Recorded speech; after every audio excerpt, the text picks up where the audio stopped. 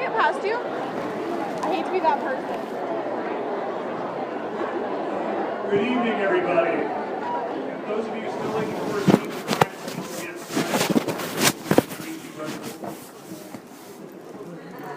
don't hurt each other. Find a seat.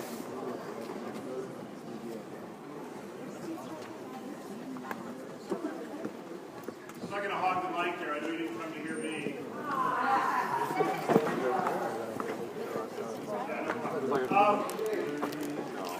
Many of you know me, a lot of you know my name is Jay Hester. I teach history here at Sierra College.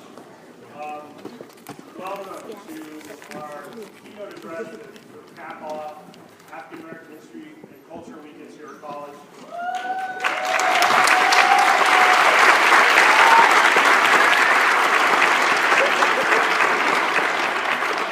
Many of you know this has been a long time coming, and it certainly won't be the last time coming. Take it. Yeah, you can take it. It's exciting. Thinking about sort of who to look for a keynote, playing around with ideas and looking at options. Diane Nash is always someone who steps up to the vice president instruction, proper introduction. But just to say, I feel like a teenager with a Justin Bieber poster. Having heard, well, he's not, yeah, that's probably not a good thing to say right now. But anyway, this event completes 3 days of presentation with workshops by Sierra College faculty and students. I just wanted to take a second to recognize those individuals who stepped up some in very short time frames and put on some wonderful presentations. Winston Jackson, Janet Rainbow, Jennifer Patton,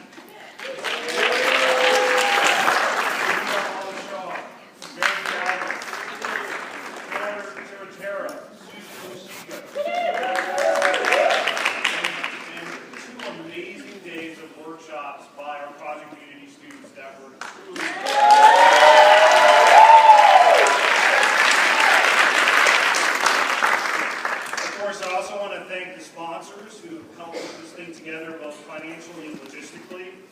Those include a wide range of groups that worked very hard for this: the New Legacy Committee, the Elosia Learning Community, the Beyond Diversity Club, the Project Unity Club, the Associated Students of Sierra College, and the Sierra College Equal Employment Opportunity Committee have all pitched in different ways, and they deserve a round of applause.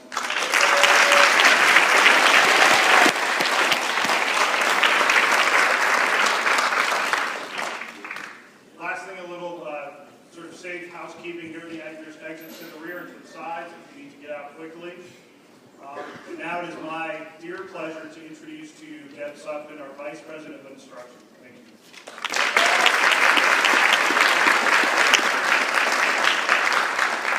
Good evening, everybody. Can you hear me okay? Yes. Yes. Good. Okay.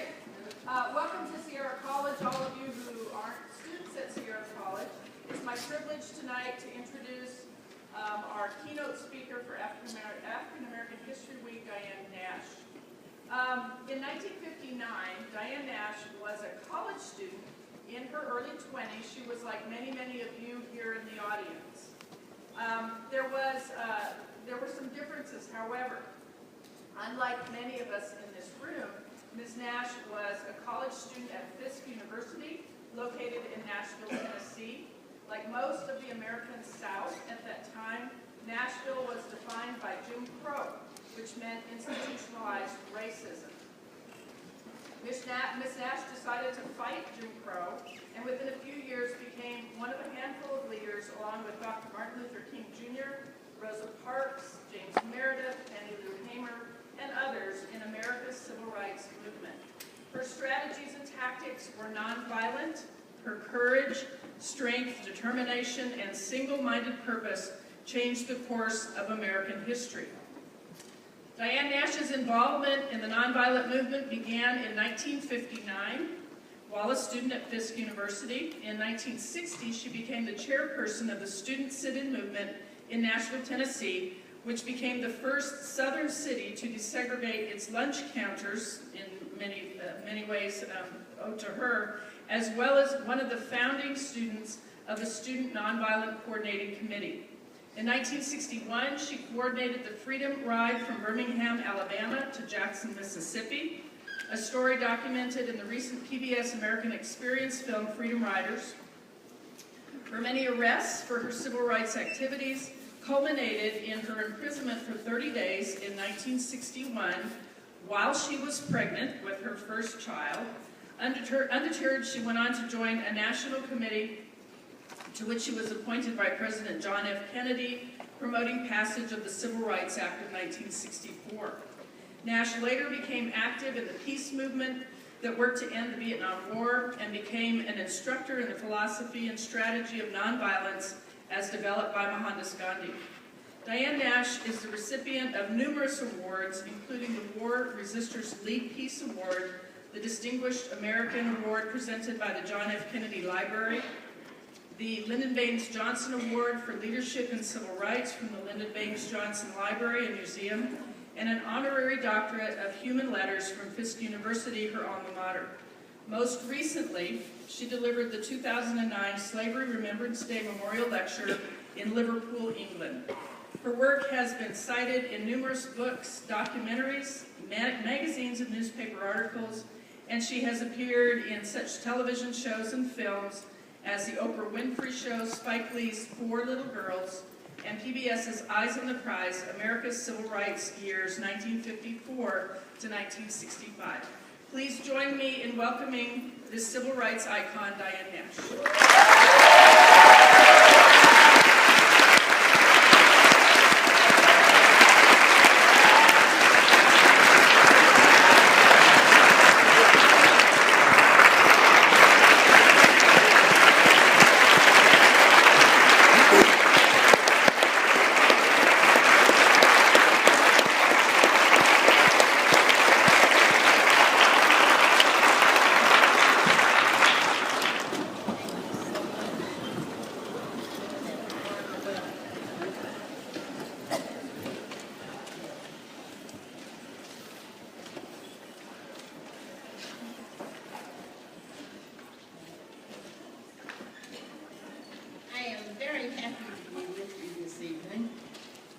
Here at Sierra Community College as part of your observance of Black History Month, or Week.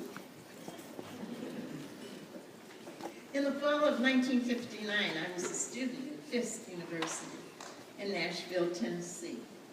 I grew up on the south side of Chicago, which was segregated, but it did not have overt segregation like the southern United States had. They had signs that said white, white only, and colored. Nashville was my first experience with this type of segregation, and I felt outraged. When I obeyed segregation policies, I felt like I was agreeing that I was too inferior to go through the front door or into a particular restaurant. Libraries, swimming pools, hotels, and other public accommodations were segregated. In downtown Nashville, it was possible for blacks to purchase food on a takeout basis, but you could not sit down and eat. So if you went to the downtown area of Nashville during lunch hour, blacks were sitting along the curbs near the alleys, eating their lunch that they had either brought from home or purchased on a takeout basis from a local restaurant. That was humiliating and degrading. I started looking for an organization that was trying to combat segregation. I asked students in my classes, in the dormitory, and on campus if they knew of any organizations that were trying to do away with segregation. And everyone said no, they didn't know of any. And some people said, and Diane, why are you trying to get into something like that? You are not going to be successful, and you're just going to get into trouble. Why don't you just go to class, go to the parties on the weekends, and be cool. I guess now they would say chill. Finally, I asked a student, Paula Pratt, and he said yes, he knew of an organization, and he told me about James Lawson's workshops. Reverend James Lawson had been to India and had studied Gandhi's movement firsthand. He also had served time in federal prison as a conscientious objector for refusing to go to the Korean War. Lawson was conducting workshops weekly, just a couple of blocks away from Fisk campus, and he was teaching students and community people about nonviolence as Gandhi developed it. I am a lucky woman. I was at the right place at the right time, and I received an excellent education in nonviolence and had the opportunity to practice it with Lawson and others until I learned how. When I thought about what I wanted to say to you this evening, I decided that I would like to discuss the philosophy and strategy upon which the civil rights movement was based, agapic energy. Now, some of you may be thinking, agapic energy? I never heard of that. And I'm not surprised because I made it up. The philosophy and strategy upon which the civil rights movement was based is one of the most fascinating aspects of the struggle. Few people really understand it.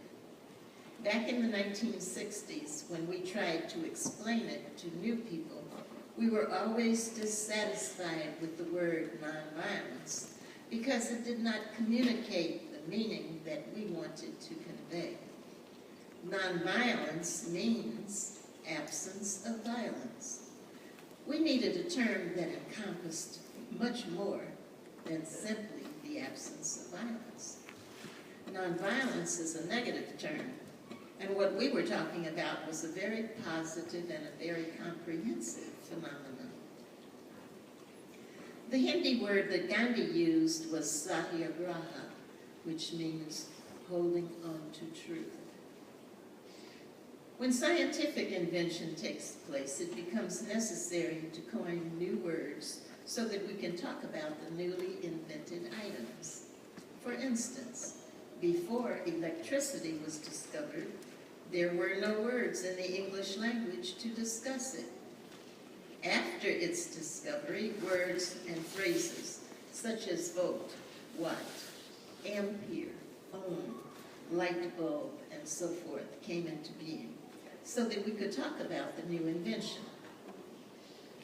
Likewise, when social invention takes place, or when new social phenomena are introduced into a culture, it becomes necessary to coin words to express those concepts. Well, we didn't really have a word in English for the process that Gandhi developed. What Mohandas Gandhi invented was a way of waging war without weapons of violence, waging war using energy produced by love instead of the energy of violence. Let's consider Gandhi's accomplishment more deeply. If you have a dispute with a person and you decide to make your position prevail, it takes energy. You might punch the person. That obviously takes energy, biological energy that you exert from your brain through the muscles of your arm and fist. Or you might stab the opponent with a knife. You've then used a weapon, still exerting your biological energy on him or her.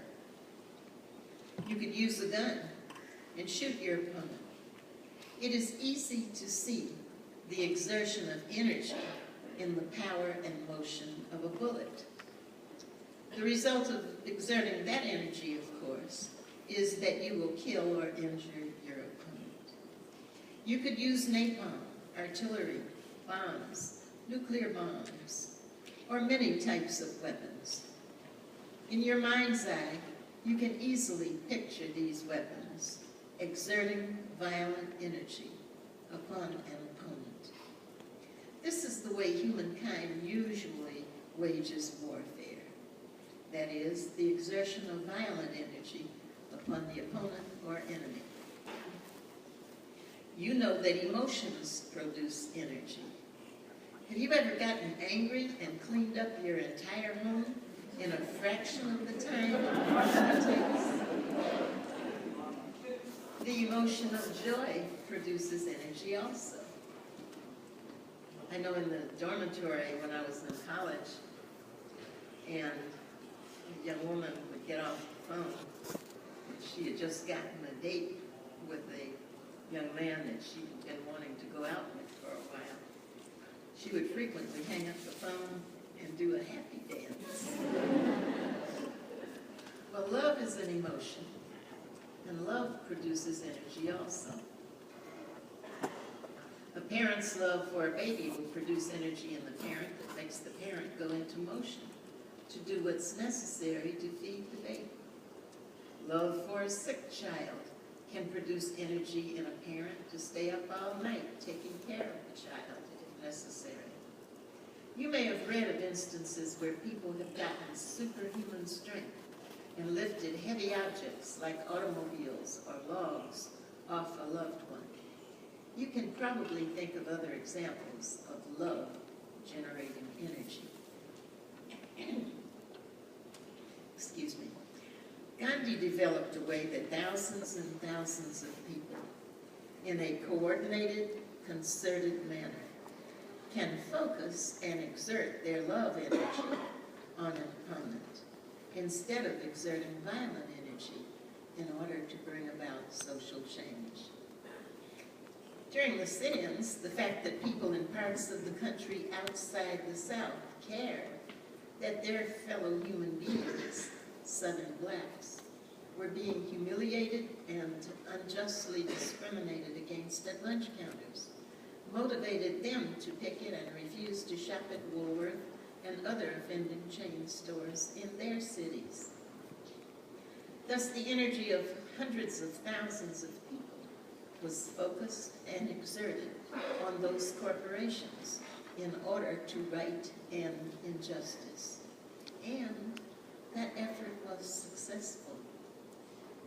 Agapic energy is not just absence of violence. It is the use of a power. Agapic energy is not passive. It is active. Users of agapic energy are not pacifists. We are activists.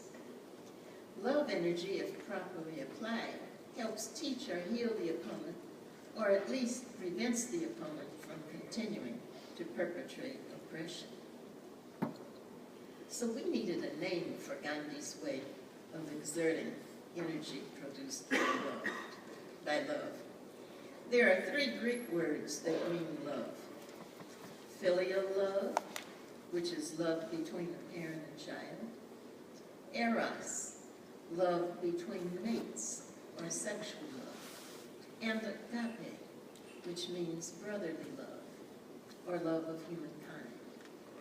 I used the Greek word agape, love for humankind, A-G-A-P-E. The adjective then would be agapic, A-G-A-P-I-C. Now we have the term agapic energy. So energy means power or force. We use that word constantly. Nuclear energy, natural gas energy, etc. And agapic means love of humankind. So agapic energy is the energy produced by love of humankind, or the power produced by love of humankind. Agapic energy. It is not a perfect term, but I think it's an improvement on the word nonviolence as far as conveying the concept. So from now on this evening, when I use the term agapic energy instead of nonviolence, you will know what I mean. I'd like to share with you a couple of the basic principles of agapic energy. These are principles I learned in the 1960s and have been able to use for a lifetime. Perhaps you'll be able to use them. The first principle is people are never your enemy. And I'm sure some of you are thinking that I can say that only because I do not know some of the people you know. But it's true. People are never the enemy. Unjust political systems, those are enemies. Unjust economic systems, those are enemies. Attitudes, racism, sexism, ignorance, emotional and mental illness, those are enemies.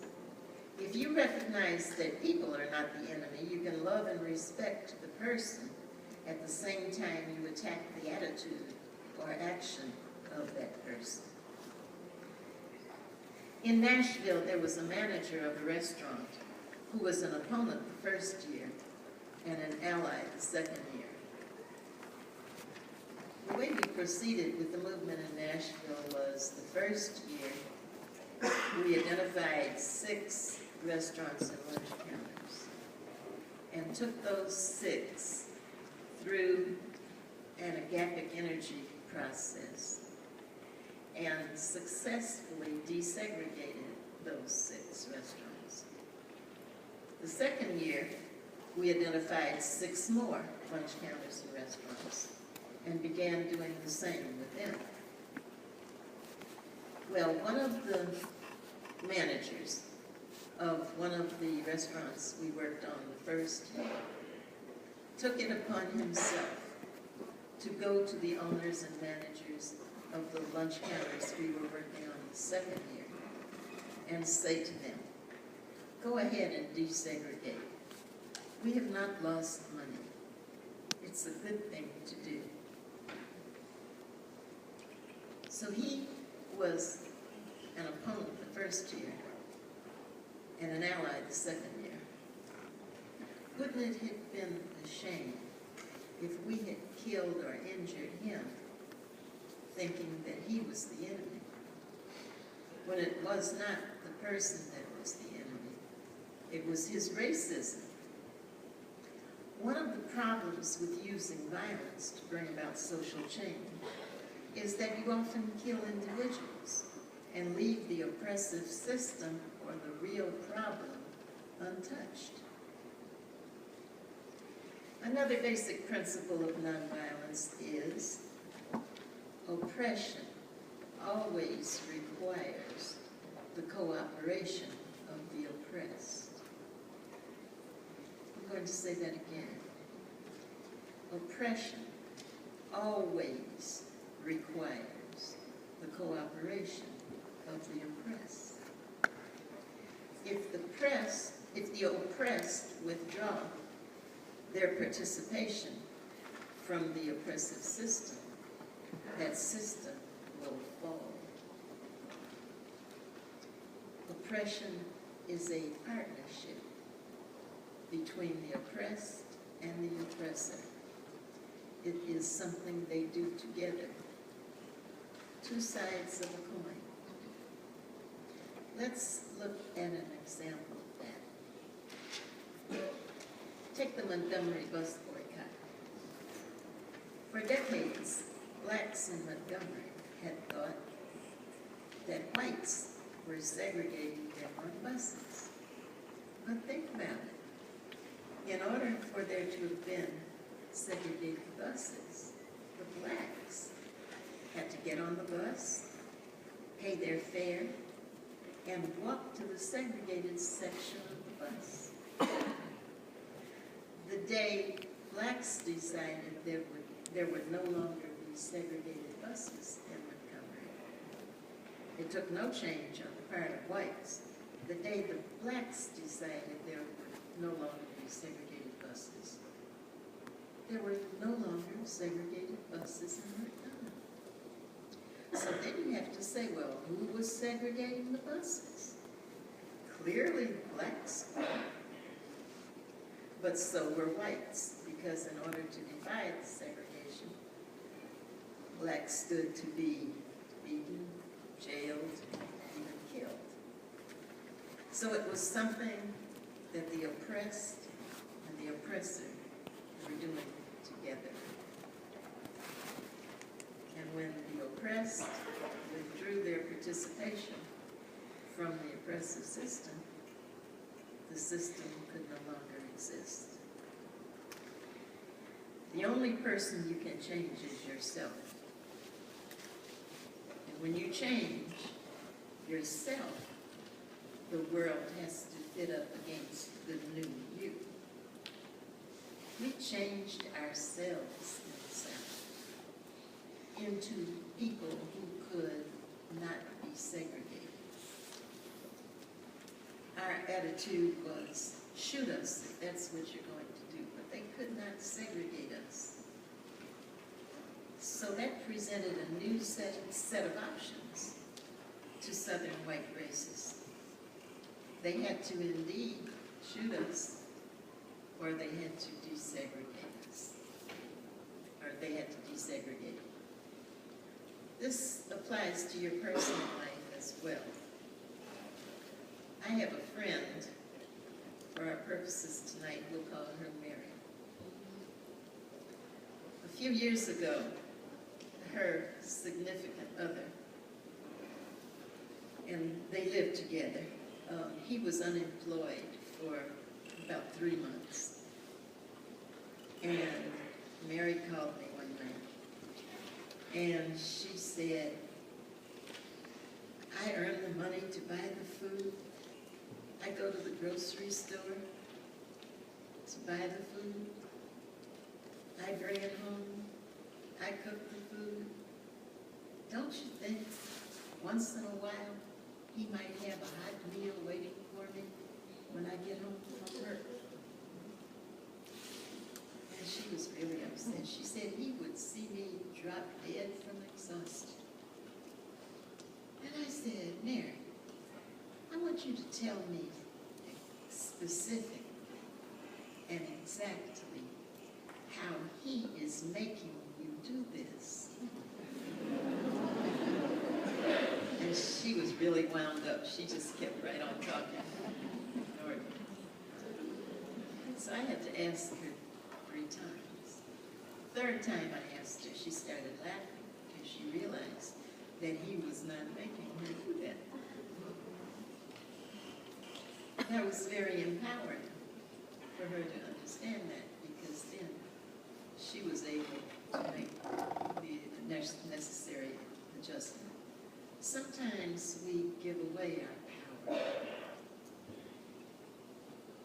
There are times when the best thing you can do when you feel as though you're in an oppressive or an unjust situation, the best thing you can do is sit in a quiet place and figure out how you are contributing to this bad situation so that you can withdraw your participation. Understanding this principle has saved me a huge amount of time that would have been wasted trying to change other people. Very often, people see a demonstration and they think that that's nonviolence. That's just a part of nonviolence. To have a nonviolent or an agapic energy campaign, 6 steps are required. The first step or phase is investigation. And during that phase, you gather all the information that you think you will need in order to accomplish your objective.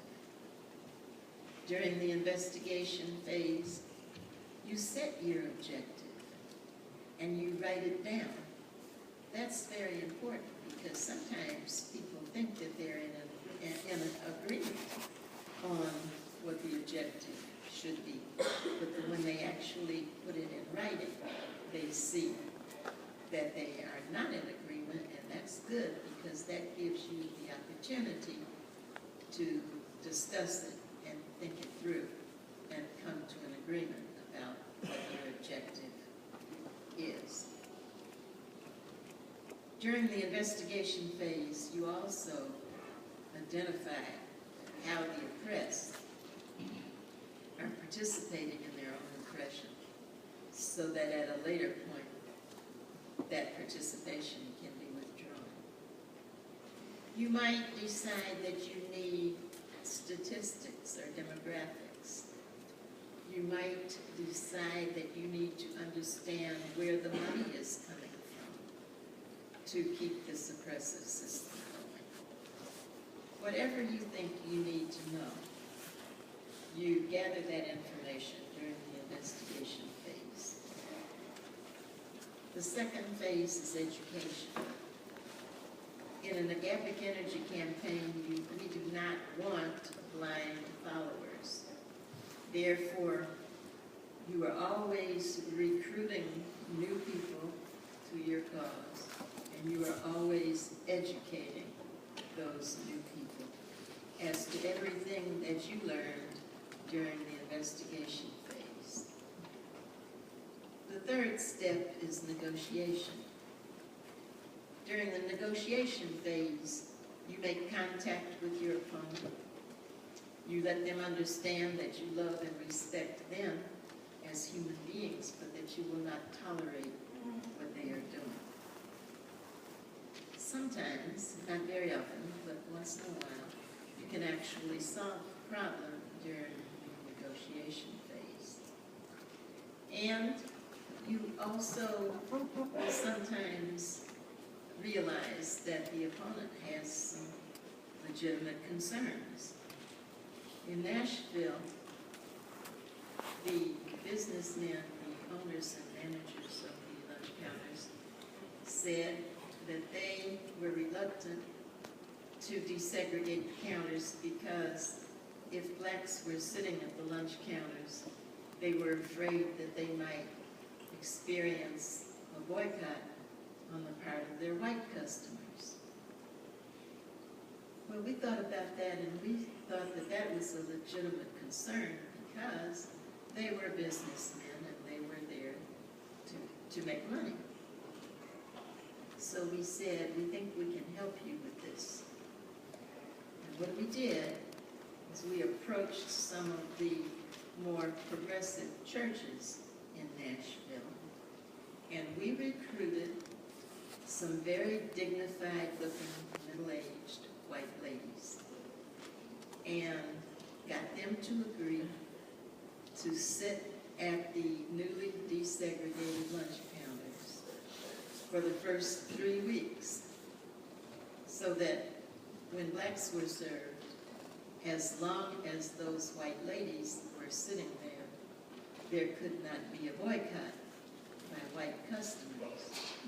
And that worked extremely well, except that at the end of the 3 weeks, the ladies complained bitterly about all the weight that they had gained, sitting there eating all day for 3 weeks. So you see, all kinds of sacrifices were made for freedom. The fourth phase is demonstration.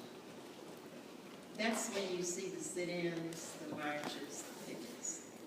The purpose of the demonstration phase is to focus the attention of the community on the issue.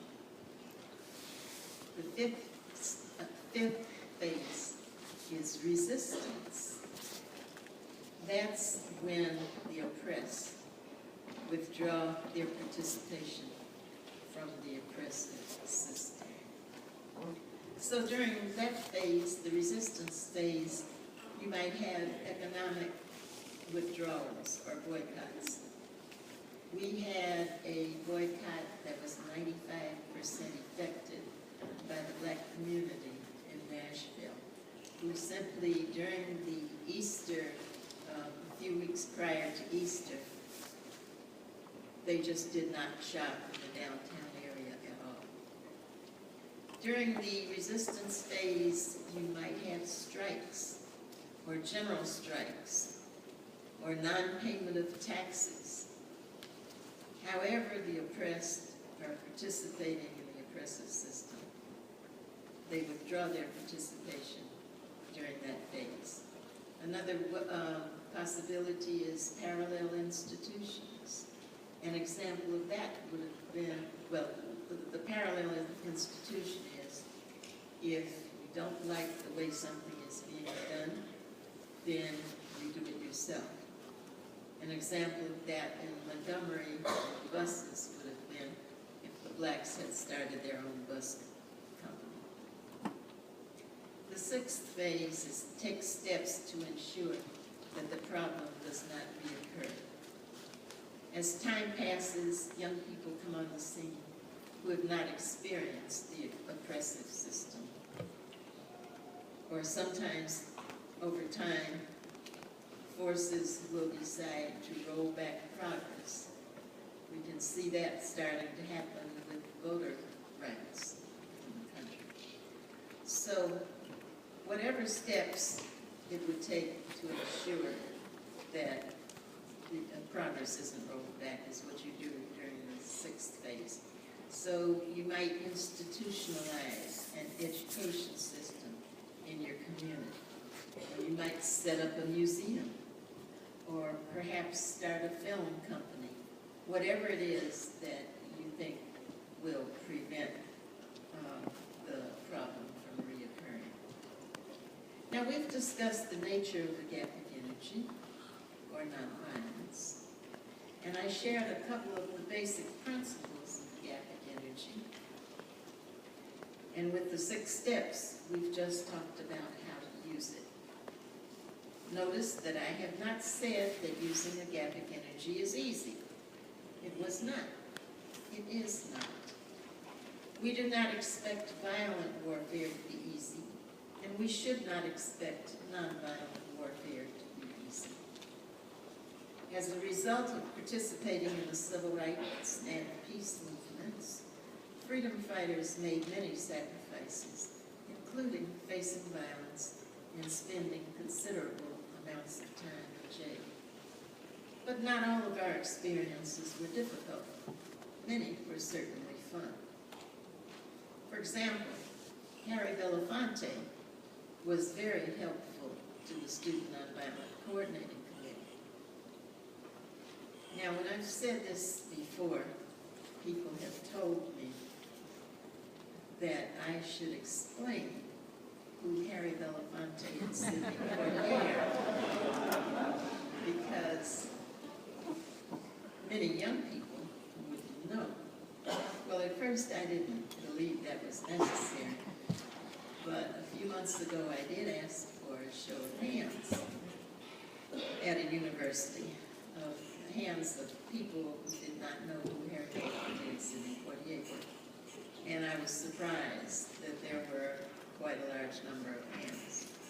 So I will tell you who Harry Belafonte and Sidney Poitier are. Both are famous, good-looking movie stars. Harry Belafonte is a singer, and both are definitely hunts. Well, Harry Belafonte was extremely interested in SNCC, and he actually raised a great deal of money for our organization. Periodically, he would invite several of us to the city where he was performing, and we would have meetings for 2 or 3 days sometime in his hotel suite. So now I should tell you, those meetings were really difficult for me, because I'd be sitting there thinking, I am sitting 5 feet away from him. And he is so good. And then I realized that I had missed what was going on. And I'd get myself together and get a more intelligent looking expression on my face. And a few minutes later, that whole thing would start again. So one of these times, we had been in a meeting with Harry for several hours in his suite. And he got up and excused himself and said he'd be back in a few minutes. He hadn't been gone 5 minutes when a knock came at the door. And I was sitting closest to the door. So I got up and opened it and looked right into the face of Sidney Poitier. Now, being in close proximity like that to both Harry Belafonte and Sidney Poitier, both inside of 5 minutes, 50 years ago, 52 years ago, was just too much strain on the young person's. History's most important function is to help us cope with the present and future. Today, the United States is plagued with many social problems: poverty, crime, violence, murder and suicides, race and class tensions, the 1% and the 99%, the environment, the economy, unemployment, drug abuse, government officials who will not govern, mass shootings, etc., etc. Agapic energy is applicable to the issues upon which you want to work. The movement of the 1960s provides us with a legacy that we can use in 2014 and into this young century. In the 1960s, we did not know if agapic energy would work. Now we know that it does. We now have an alternate and a better way to conduct social struggle and to wage war. This is an opportunity to move a step higher in our evolving into an improved species. We have seen people across the world use nonviolent protest. Unfortunately, though, they use what they have seen, the demonstrations. They need to know the rest of the strategy that I have given you here this evening. But I applaud them. They are on the right track. I'd like to just take a moment and define the difference between protest and an agapic energy campaign. With a protest, you say, I protest this. I do not like this. Very often, the powers that be know you don't like what they're doing, but they're determined to do it anyway. An agapic energy campaign, on the other hand, starts where we are right now and is a process that goes through until we have achieved our objective. Voting is important, but voting is not enough. We must understand that elected officials have not and will not do what is necessary to protect the interests of this country and of American citizens. The only way this country will make it through this frightening period and survive with citizens having a reasonable measure of rights is if citizens take the future of this country into our own hands. Can you imagine if we had waited for elected officials to desegregate lunch counters, buses, and get the right to vote in the South? We probably would still be waiting. We need to study the social issues that concern us. We should study agapic energy, the philosophy and strategy, and then we can plan and execute the strategy and bring about needed changes. So, what do we need to do? We need to realize that there is no one to solve the problems but you and me. History books and the media frequently portray the movement of the 60s as Martin Luther King's movement.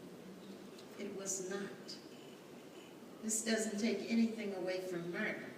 I I think he was a great man, and his contribution was tremendous. But the truth is that people did everything necessary to carry out and maintain that movement. Martin King was not the leader. He was a spokesperson, and an excellent and eloquent spokesperson.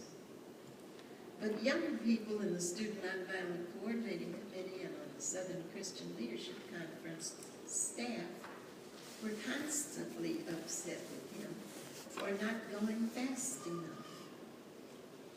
So it was not Martin Luther King's movement. It was the people's movement. And that's important to understand because today, young people look around and see things in society that need to be changed.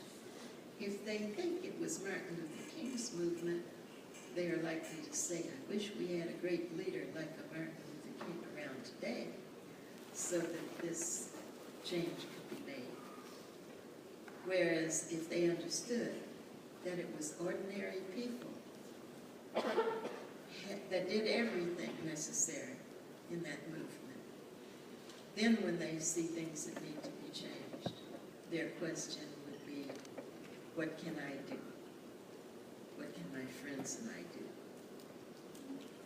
Next, we need to study agapic energy.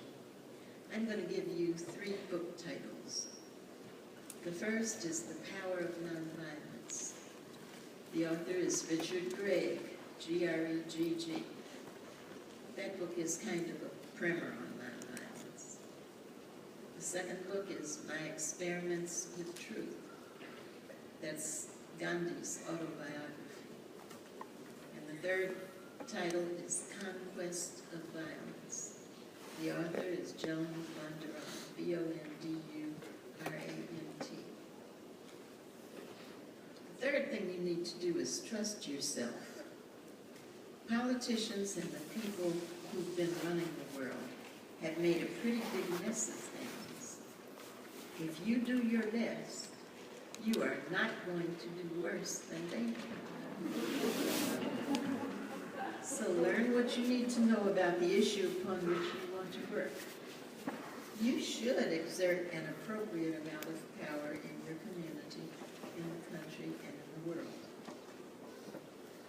Stop cooperating with and allowing things that you know are wrong and unjust. And lastly, take action. I'm going to tell you a true story about a little town named Shaw, Mississippi. Shaw, Mississippi was about 10 miles away from where I was living at the time in the Mississippi Delta. 2 of my girlfriends, Lois and Jessie, and I decided that we would organize Shaw to try to get the right to vote. And the way we would go into a new town is that we would find a church or a hall that would let us have a meeting. And we'd set the meeting off for like 2 weeks ahead. We'd print up flyers and put flyers in all the black houses in the town. Then we'd double back and we'd talk to the people face to face. And I'd say in 98% of the households, the black households in Shaw, a version of the following conversation took place. We'd say, hello, Mrs. Johnson, did you get our flyer? We're having a meeting next Tuesday evening at such and such a church at 7:30. We're going to try to get the right to vote. We'd like for you to come. And so Mrs. Johnson would say something like, yeah, I've seen you freedom fighters on television. You've had good success in other places, but you will not have success in Shaw. These Negroes in Shaw will not stick together. And they'd go on and elaborate. And so we would say, well, Miss Johnson, no one's there Tuesday night but you and me. Will you come? And very often she'd laugh and say, well, there probably won't be anybody there but you and me, but yes, I'll come. And like I said, that basic conversation took place in about 98% of the black households. Well, Tuesday night at 7:30 p.m., all of the seats in the church were taken. All of the standing room in the church was taken. That church had those big mosaic windows that swing outward.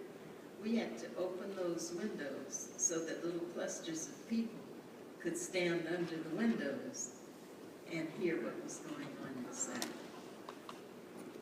And Shaw went on to get, when we started, there were no registered black voters. But Shaw went on to register many black voters and elected a number of black officials, and I'm told they had at least 2 black mayors. So you see, people sometimes come to conclusions about their neighbors without actually trying it out, without actually going door to door and seeing if their neighbors would cooperate. You know, when it comes to bringing about social change, people often think about what needs to be done and read about what needs to be done and talk with their friends about what should be done, but they never get around to actually doing what's necessary to achieve their objective. You know, for anything you work, for anything to work, you must do it. If you have a job, and you think about your job, and you read about your job, and you talk with your friends about your job, but you never go to work, and never actually move those boxes or type those letters, do the work, that job will not work out very well for you. I'd like for you to know that my contemporaries had you in mind when we acted. You know, it was quite often that we knew that if we continued marching 2 or 3 blocks ahead, the highway patrol or perhaps a mob was waiting. And we knew the chances of someone being killed or injured were very great. Sometimes people would get really frightened and break down in tears, or sometimes really just freak out. And on several occasions, I saw a person standing next to a person that was freaking out put their arm around that person's shoulders and say, remember, what we are doing is important. We are doing this for generations yet unborn. So I'd like for you to know that even though we had not met you, we loved you. And we were trying to create a society, the best society that we could, for you to be born into and to come of age in. Future generations are going to look to you to do the same for them. Freedom is not something you get and then you've got it. Freedom is a constant, never-ending struggle. Every individual, particularly the one that you see when you look in the mirror, every individual and every generation faces its own challenges. So identify the problem on which you want to work. Learn what you need to know about that problem. Study agapic energy and how to use it. And then take action. Thank you.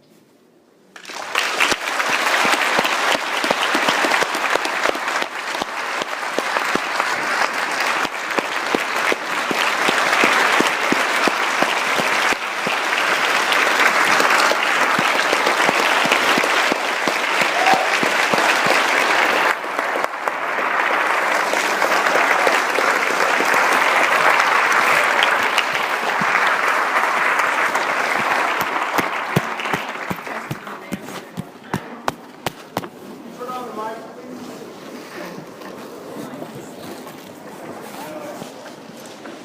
Just yell. Diane Nash has agreed to answer a few questions. If I can get, there we go.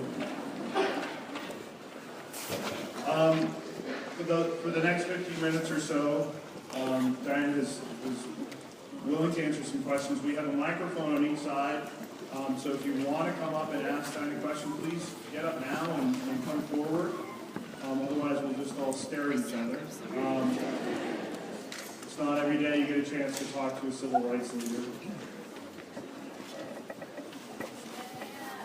Go ahead, Diane. Hi. I most recently have been really involved in trying to learn more about our civil rights history. I'd like it to become a big part of my life, and it's very cool to learn about this stuff because it has a hugely different view because of Dr. King and everything else like that. You talked about people being afraid.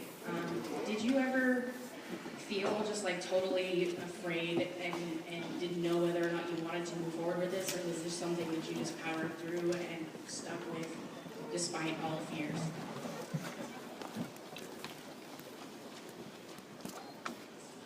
Yes, there were moments when I felt extremely afraid.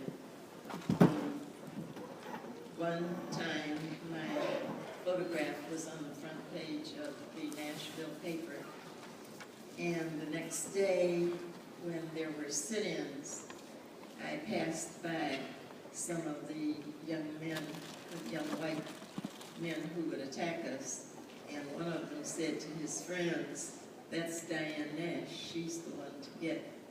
He had recognized me from my photograph, and I was really consumed with fear because there was a crowd that always gathered when there was a sit-in, and I had to squeeze through that crowd, and I thought somebody could stab me and no one would even notice, or if they did, the police certainly would not do anything about it.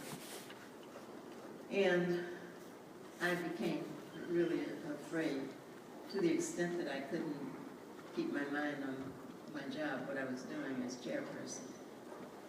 And I dealt with it by giving myself 15 minutes, deciding that at the end of that time, either I would have gotten my fear under control to the extent that I could function, or I would go back to the church, called the demonstration off, go back to the church and resign, because I felt like the participants in the movement deserved a chairperson who could function. And at the end of the 15 minutes, I was able to overcome the fear and be functional again. I was also, another time I was in jail in Nashville, and I was in a large cell that was really meant for maybe 16 or 18 people. And I was the only person in the cell. One of the walls was made entirely of bars. And right outside that wall was a walkway so the guards could walk past the cell and see everything that was going on in the cell. And it was the wee hours of the morning. It must have been like 1 a.m. And I was asleep on a cot, and I had my head right facing the wall that was made of bars. And I don't know what woke me up, but I woke up, it's like I could feel somebody nearby. And I turned around, and there was a guard just staring down at me while I slept. And I was very afraid then, because frequently women were attacked in jail, and of course nothing was ever done about it. And so I decided I'd be better off to be very assertive. So I stood up and very purposely said, "Yes, what is it?" And he didn't answer, he just kind of shook his head and went. So there have been some times where I was afraid. The alternative to doing what you had to do was to accept segregation. And that was a really high price to pay. I think blacks at that time had really had it with segregation. And so that was completely unacceptable. And so that was inspiration enough to keep us moving ahead. Thank you. Earlier you said that our right to vote was being challenged. Can you specify about that? Yes, the Supreme Court recently made a decision that undermined the right to vote, and then a number of states are passing legislation that makes it more difficult, particularly for minorities to vote. So are they talking about race, or are they talking about? They learn to cleverly disguise it so that they don't have to come out and say race. But they have studied under such things as where blacks and other people of color vote more for the early voting, and they cut down the number, the amount of time that's available to that.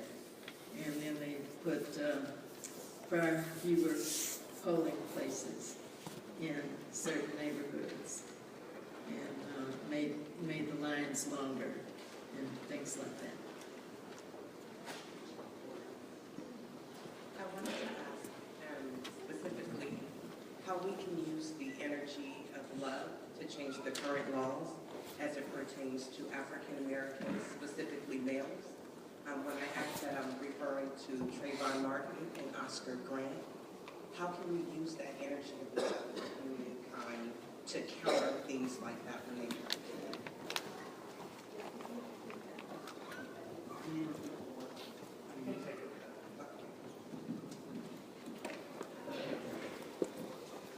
Can you hear me now?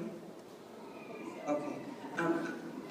I'm asking how we can use the energy of love for humankind to counter the laws as they negatively impact African Americans, specifically African American males. When I ask that, I'm referring to cases like the Trayvon Martin and Oscar Grant. How can we use the energy of love to counter situations like that impact our community? Well,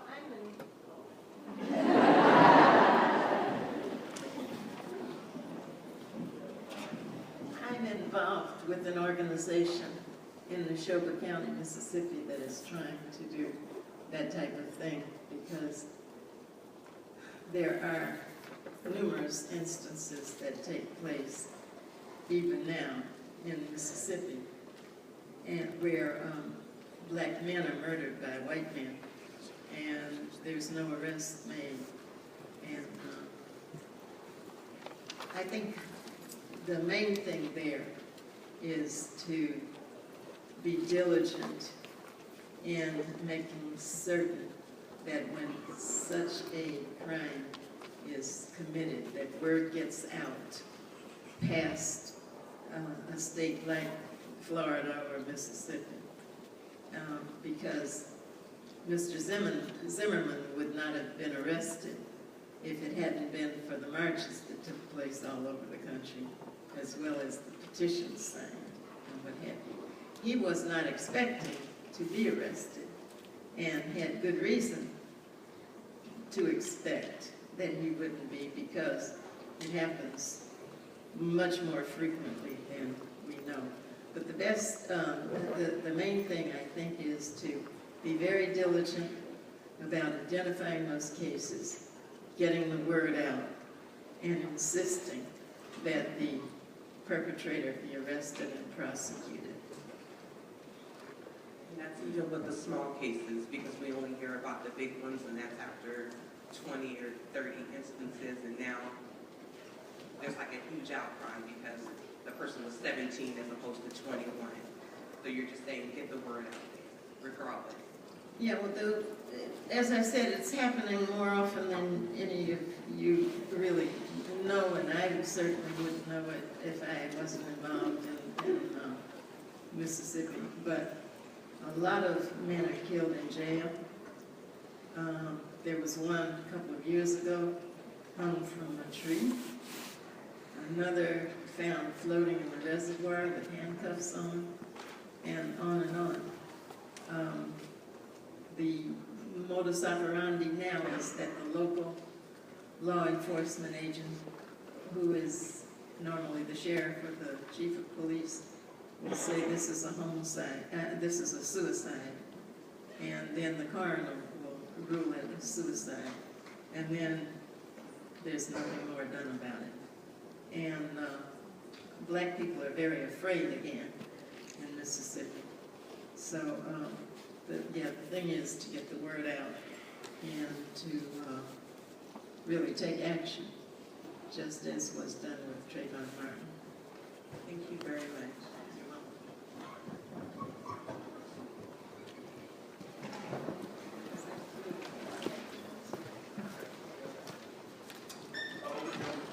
Hi. First, I love this, so thank you for coming, and thank you for all your work. My question would be is, how do you recharge? How do you not get overwhelmed and just want to quit in the face of that?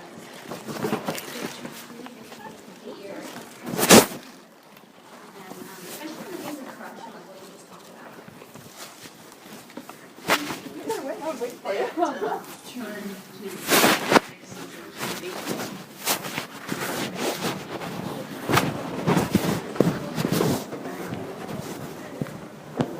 Lighter.